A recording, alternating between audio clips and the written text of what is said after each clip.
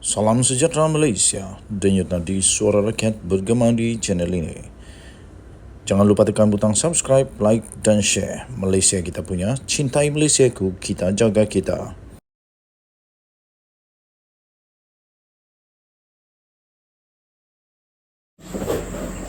Salam sejahtera Malaysia, denyut nadi suara rakyat bergema di channel ini. Setelah lama seolah-olah Atok Mahathir ini tak ada berani yang nak pergi saman, akhirnya seorang manusia berani di Malaysia ini akhirnya bertindak dan menyaman Mahathir. Kali ini Mahathir benar-benar diseret ke mahkamah. Diheret ke mahkamah. Halim Saad disahkan telah menyaman Mahathir berhubung pengambil alihan Renong. Seorang usahawan iaitu Halim Saad mengheret bekas Perdana Menteri Dr. Mahathir Mohamad, bekas Menteri Kewangan II Nur Mohamed Yaakob dan kerajaan ke Mahkamah Sivil. Difailkan di Mahkamah Tinggi Kuala Lumpur pada 2 Ogos yang lalu, tindakan sivil itu adalah berhubung dengan dakwaan kerajaan merampas hak Halim sebagai pemegang saham yang mengawal firma bermasalah Renung Berhad pada 2001. Menurut pernyataan tuntutan yang dilihat oleh Malaysia kini, plaintiff mendakwa bahawa ini dilakukan berdasarkan kuasa Khazanah Nasional Berhad yang melaksanakan pengambilalihan UEM Malaysia Berhad atas arahan kerajaan sebagai sebahagian daripada pemerolehan wajib antara Julai dan Oktober 2001. Halim mendakwa pengambil alihan itu membabitkan 372 juta saham dalam Renung dan Dr. Mahathir serta Nur Mohamed adalah penggerak utama pengambil alihan tersebut. Plaintiff berhujah bahawa saham Renung itu adalah miliknya dan bukan kepunyaan UMNO.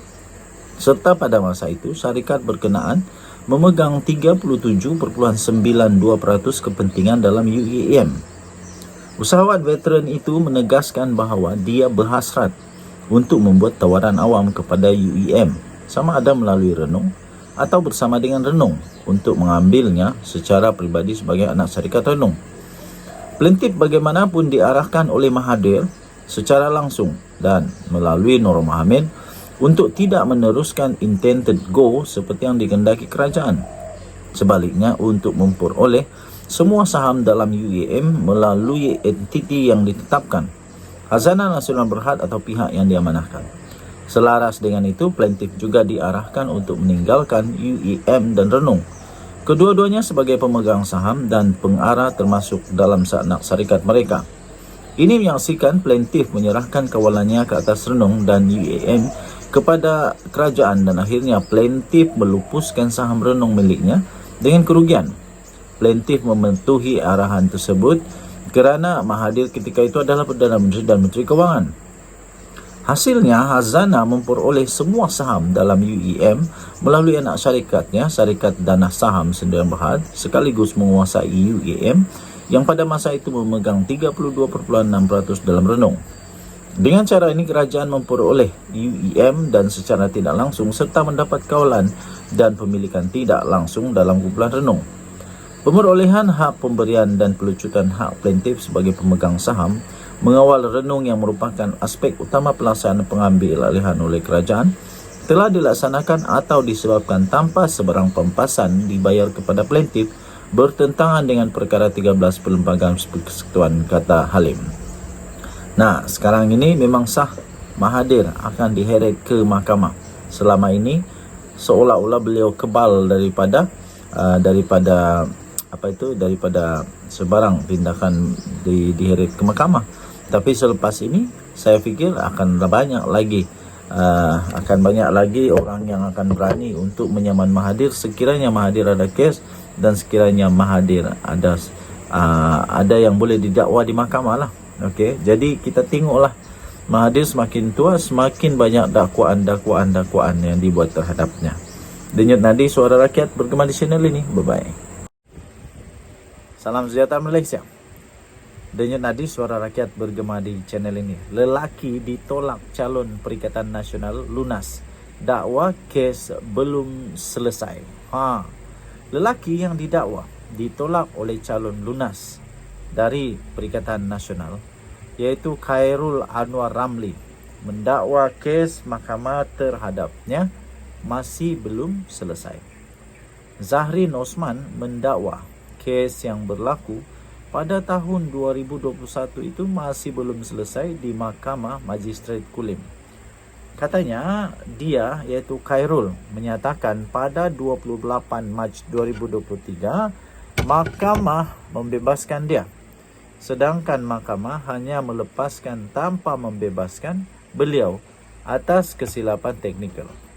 Katanya, saya sebagai pengadu tidak disapina sepanjang tarik-tarik sebutan di mahkamah.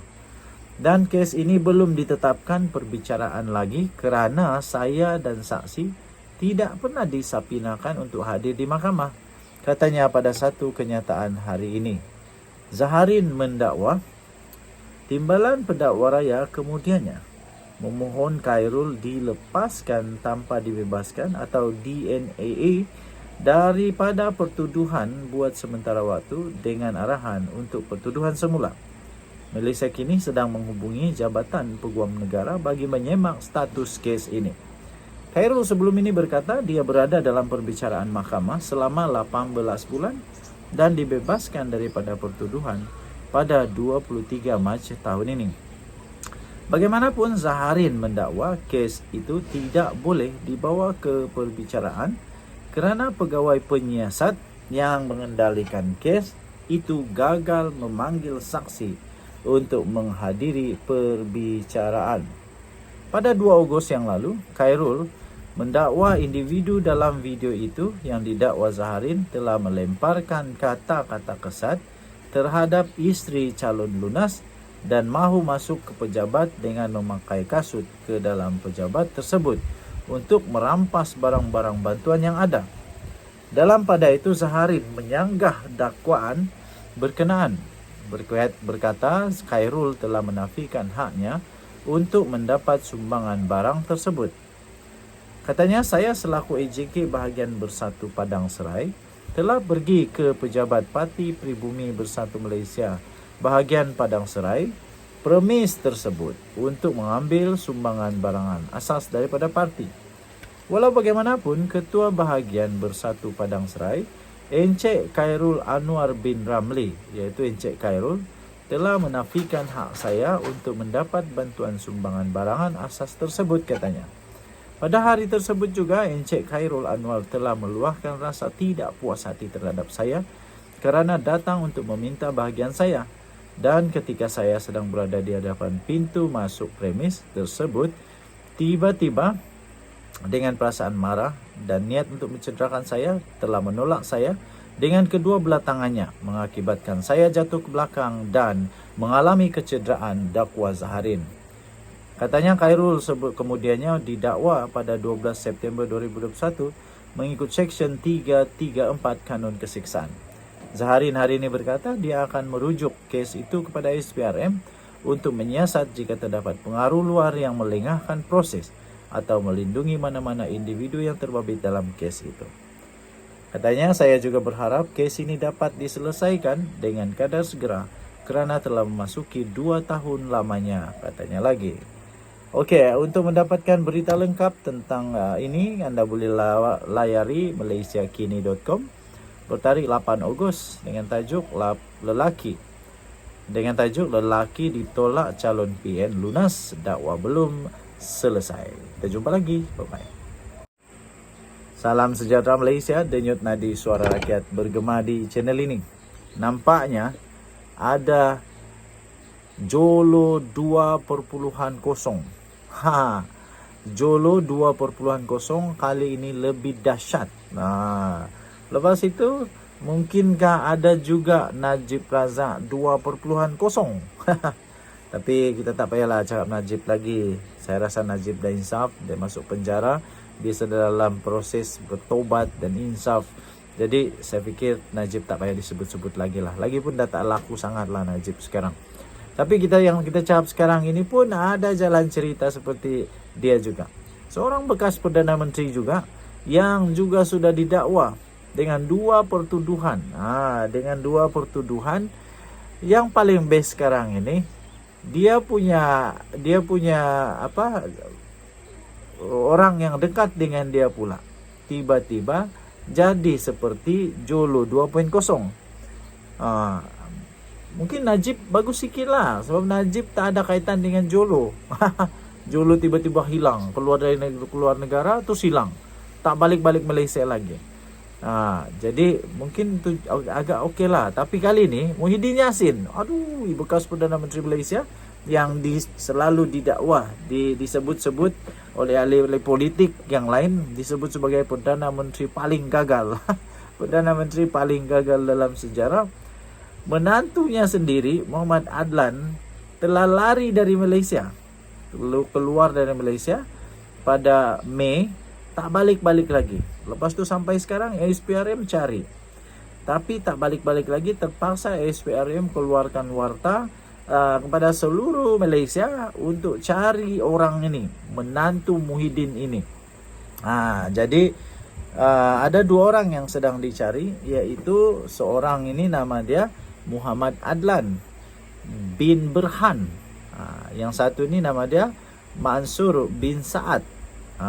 Kedua-dua ini terlibat di dalam satu siasatan jenayah oleh SPRM, yaitu tentang satu kes berhubung projek berkaitan pendaftaran, pengambilan serta penyimpanan biometrik pekerja asing di sebuah kementerian. Saya fikir Muhammad Adlan ni seorang yang penakut kot. Kalau betul-betul berani dan tak salah, jangan lari. Buktikan kepada Malaysia, buktikan kepada undang-undang bahawa kamu betul. Sekarang ni bila kamu lari, kamu memang sah-sah, orang dah fikir kamu ini memang takut kena tangkap, takut masuk penjara. Mentang-mentang kamu dah jutawan, kalau jutawan lah. Mentang-mentang kamu dah jutawan, kalau kamu jutawan, kamu lari pula ke negara lain, keluar dari Malaysia, bersembunyi untuk supaya tak disiasat oleh SPRM kah? Ini harap-harap tak adalah kerja kotor orang-orang yang cuba menyembunyikan kebenaran. Harap-harap tak ada berlaku begitu. Saya betul-betul harap supaya itu tidak berlaku. Yang sekarang ini yang pening kepala adalah Muhyiddin Yassin, sebab semua orang tertuju matanya kepada Muhyiddin Yassin. Tertuju matanya kepada Muhyiddin Yassin kerana apa? Kerana dia tak tahu, dia cakap tak no comment, dia tak tahu ke mana menantu dia ni. Dia nyata sungguh menantu tak bagus lah Muhammad Adlan ni. Dia tak beritahu dia punya mentua dia nak pergi mana. Lain kali kalau nak pergi mana-mana, beritahu lah kepada mentua, supaya kalau ada masalah begini besar, mentua boleh tolong beritahu sebelum jadi kes lebih berat, lebih parah, supaya Muhyiddin boleh cari kamu di mana, boleh dibantu polis, boleh bantu SPRM untuk bawa kamu balik, supaya tak jadi lebih parah lagi. Okey? Denyut nadi suara rakyat bergema di channel ini. Bye bye.